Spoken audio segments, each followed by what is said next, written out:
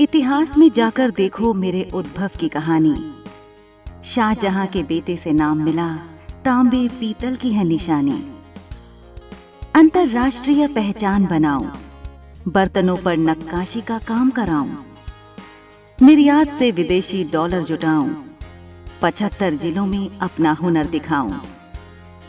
हिंदू, मुस्लिम, सिख, ईसाई सबको मैं साथ लेकर चलूं। वाणिज्य, व्यापार और रोजगार के लिए सबको मैं एक दूसरे पर परस्पर निर्भर करूं। रूप मेरा दीदार करने लायक है, मिले मौका एतबार करने लायक है। कभी घूमने आओ मेरे शहर, मुरादाबाद की फिजाओं में। दिल से यही कहते जाओगे, देख तालीम मेरे शहर की अपनी निगाहों में।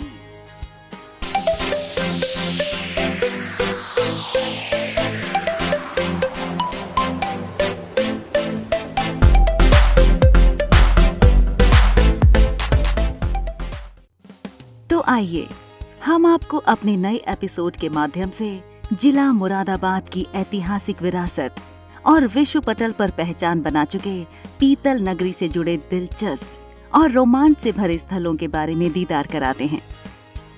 तो शुरुआत करते हैं इस जिले की इतिहास की पटकथा से, जहां मुरादाबाद का क्षेत्र विभिन्न राजवंशों का एक महत्वपूर्ण हिस्सा था, जैसे कि पांचला, नंद, गुप्त, मौर्य, मुगल और मौखरी।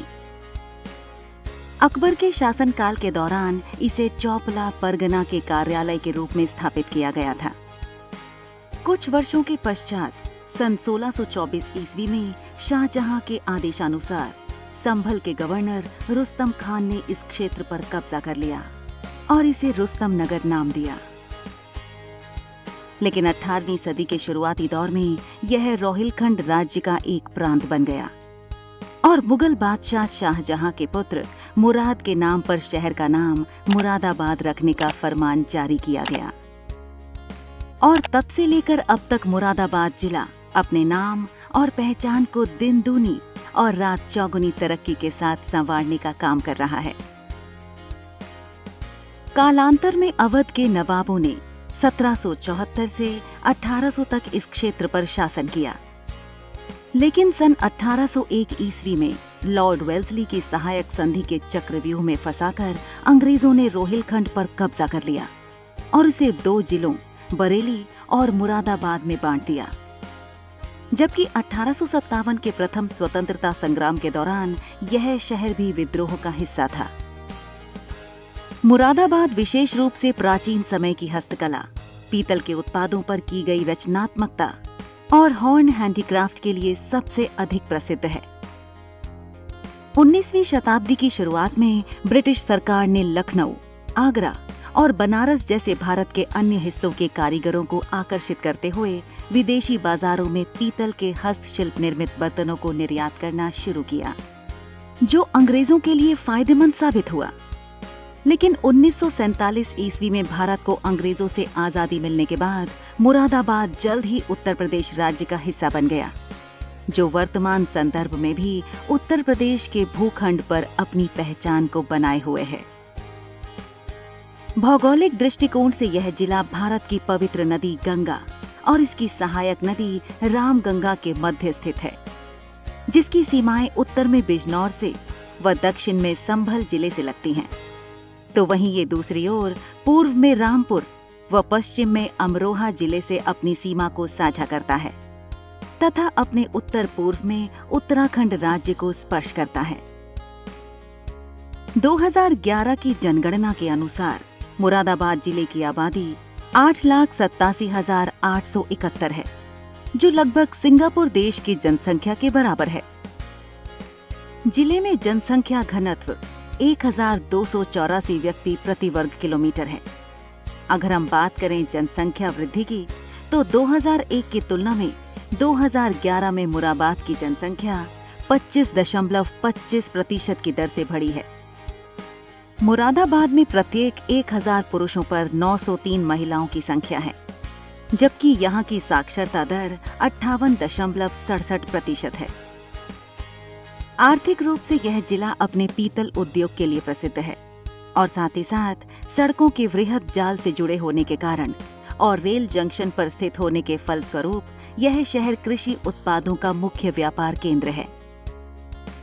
कलई किए गए पीतल के बर्तनों के लिए यह नगर समूचे भारत में विख्यात है। यहाँ पर कुछ चीनी व कपड़ों की मिलें भी हैं। यहाँ के उद्योगों में कपास मिल, बुनाई, धातु कर्म, इलेक्ट्रोप्लेटिंग और छपाई उद्योग शामिल है।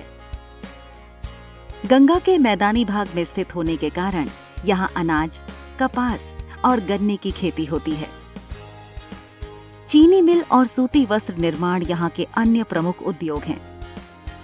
1980 के दशक के दौरान पीतल उद्योग में तेजी के साथ और इसके परिणाम स्वरूप क्षेत्रों में लौह और एल्यूमीनियम उद्योग भी विकसित होने लगे और लोगों के लिए बड़ी मात्रा में रोजगार का विकल्प प्रस्तुत कर देश के आर्थिक विकास में अपने योगदान को बनाए हुए है। जबकि गजरौला राष्ट्रीय राजमार्ग नंबर 24 पर स्थित है। यह स्थान मुरादाबाद से 53 किलोमीटर और दिल्ली से लगभग 100 किलोमीटर की दूरी पर है। यह शहर महत्वपूर्ण औद्योगिक शहर के रूप में विकसित हो रहा है। कई कुटीर व लघु उद्योग जैसे हिंदुस्तान लीवर का शिवालिक सेलुलोज, चड्ढा रबर, वाम ऑर्गेनिक आदि यहाँ पर स्थित हैं।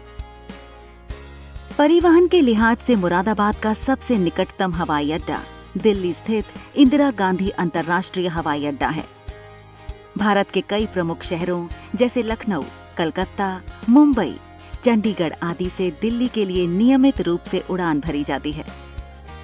वहीं भारत के कई प्रमुख शहरों जैसे नई दिल्ली, कलकत्ता, मुंबई, चेन्नई, आगरा और वाराणसी आदि से मुरादाबाद रेल द्वारा पहुंचा जा सकता है।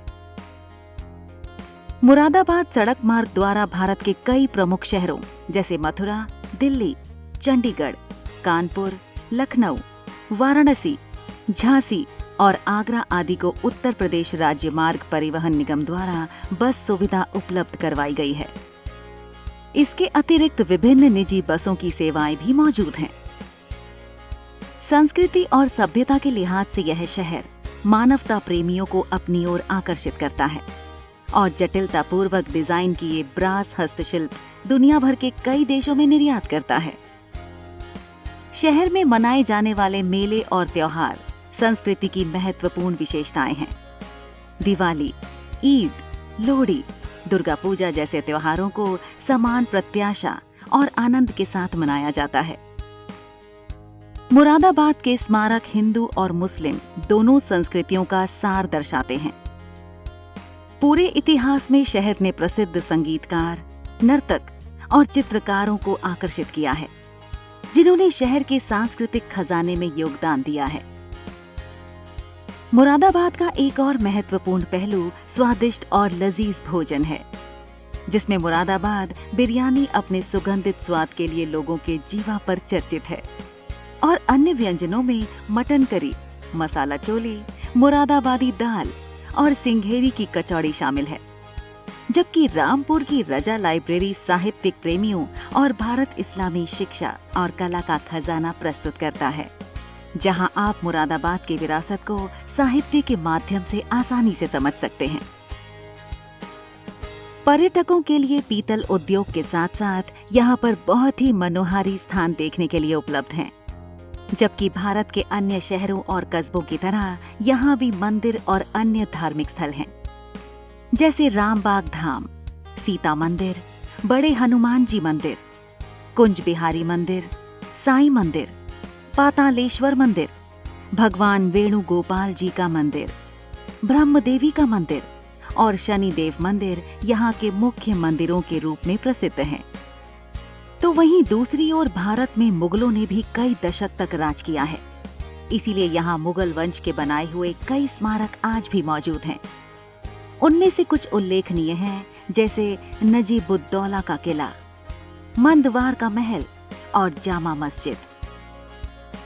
मुरादाबाद के पर्यटकों के लिए सबसे पास चंदौसी शहर है, जिसका शाब्दिक अर्थ चांद की तरह है। इस शहर में बड़े पैमाने पर पुदीने की खेती होती है और यहाँ का मुख्य उत्पाद पुदीने का तेल है। लेकिन अपने परिवार के साथ मजा और मस्ती करने के लिए आप प्रेम वंडरलैंड और प्रेम वाटर किंगडम का भी आनंद ले सकते हैं। संपूर्ण मुरादाबाद की जानकारी को आप सभी व्यूअर के साथ साझा करते हुए हम आपको इस जिले से जुड़े उन शख्सियत के बारे में भी बताएंगे जिन्होंने अपने हौसलों और अदम्य साहस से अपनी माटी को गौरवान्वित किया है। तो आइए सबसे पहले हम चर्चा करते हैं अंतर्राष्ट्रीय क्रिकेट टूर्नामेंट में अपने गेंद से बल्लेबाजों का चकमा देने वाले भारतीय क्रिकेटर पीयूष शर्मा की, और साथ ही साथ एक्टर, डांसर, कॉमेडियन और राजनेता के रूप में सुर्खियां बटोरने वाले जावेद जाफरी जी का, जिनका जन्म मुरादाबाद में हुआ है।